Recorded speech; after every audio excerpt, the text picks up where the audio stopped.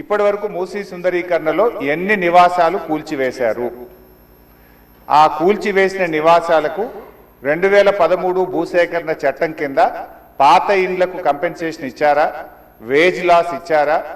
లేదా సింపుల్గా కేసీఆర్ గారు కట్టిన డబుల్ బెడ్రూమ్ ఇళ్లలో అసైన్మెంట్ చేసి పంపారా?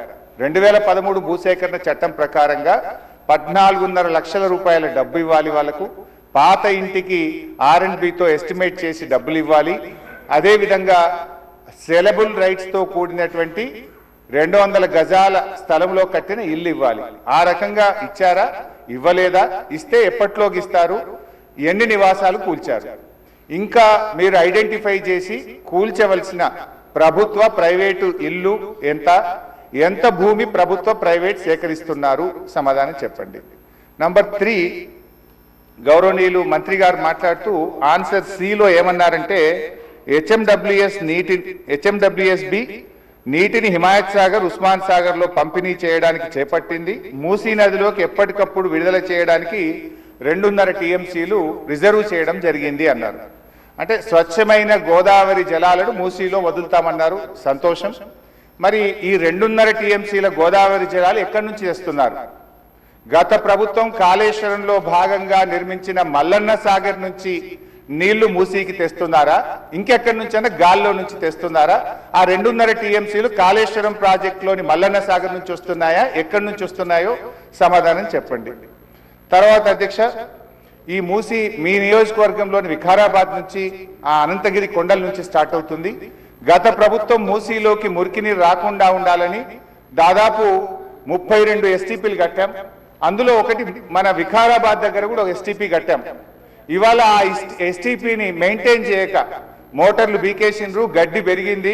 ఆ ఎస్టీపీ ఫంక్షనల్ చేయక వికారాబాద్ మున్సిపాలిటీ మురికి నీరంతా ఈరోజు మనం తాగుతున్న గండిపేట హిమాయత్ సాగర్ లోకి వస్తున్న విషయం ప్రభుత్వం దృష్టికి వచ్చిందా?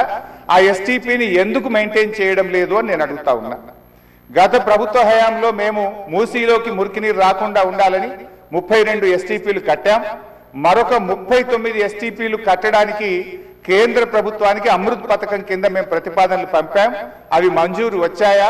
ప్రారంభించారా? ఏ దశలో ఉన్నాయో సమాధానం చెప్పండి. తర్వాత అధ్యక్ష, చివరి క్వశ్చన్, మరి మొన్న వరదలు వచ్చినప్పుడు మూసీ గేట్లు ఒకేసారి తెరిచి ఉద్దేశపూర్వకంగా ప్రజల ఇండ్లు మునిగిపోవాలి, రోడ్లు మునిగిపోవాలని ఈ ఉద్దేశపూర్వకంగా గేట్లు ఎత్తి ముంపు గురి చేసిన విషయం ప్రభుత్వం దృష్టికి వచ్చిందా? ఎందుకంటే పైన ఎంత వర్షం పడుతుంది, ఫ్లడ్ ఎంత ఉన్నదో చూసుకొని ముందే గేట్లు కొద్దిగా ఎత్తితే స్లోగా గ్రాడ్యువల్గా ఫ్లడ్ బయటకు పోతుంది. కానీ గేట్లు నింపి ఆపిపెట్టి ప్రాజెక్టు మొత్తం నిండిన తర్వాత ఒకేసారి గేట్లు తెరవడం ద్వారా ఓఆర్ఆర్ యొక్క మరి పక్కనుండేటువంటి రోడ్లు కానీ ఓఆర్ఆర్ యొక్క మన పక్కనుండే రోడ్లు, ఇండ్లు ముంపు ఉద్దేశపూర్వకంగా కావాలనే ప్రభుత్వ పెద్దల యొక్క ఆదేశాలతో ఈ గేట్లు ఎత్తి ముంపు గురి చేసిన విషయం ప్రభుత్వం దృష్టికి వచ్చిందా? ఎందుకు ఆ రకంగా గేట్లు ఎత్తారు? ఒకవేళ ప్రభుత్వానికి ఆ ఉద్దేశం లేకపోతే ఆ అధికారుల మీద ఏమైనా చర్యలు తీసుకున్నారా? సూటిగా సమాధానం చెప్పాలని చెప్పి నేను కోరుతా ఉన్నా అధ్యక్ష. చివరిగా నేను చెప్పేది, మీరు పేదవాళ్ళ ఇండ్లకి రాకండి. మూసీ సుందరీకరణ పేరిట పేదల ఇండ్లు కూలగొడితే బీఆర్ఎస్ పార్టీ సీరియస్ గా వ్యతిరేకిస్తుంది. అవసరమైతే బుల్డోజర్లకు అడ్డంగా పడుకోనైనా అడ్డుకుంటామని గతంలో చెప్పాం. ఖాళీ స్థలాలు ఉన్నాయి, మీరు ఖాళీ స్థలాల్లో దాన్ని డెవలప్ చేయండి. మూసీలోకి గోదావరి నీళ్లు తెండి, మురికి నీరు లేకుండా చూడండి. కానీ మూసీ పేరిట పేదల ఇండ్లు కూలిస్తే మాత్రం బీఆర్ఎస్ పార్టీ ఎంత మాత్రం ఒప్పుకోదని మీ ద్వారా ప్రభుత్వాన్ని తెలియజేస్తున్నాం.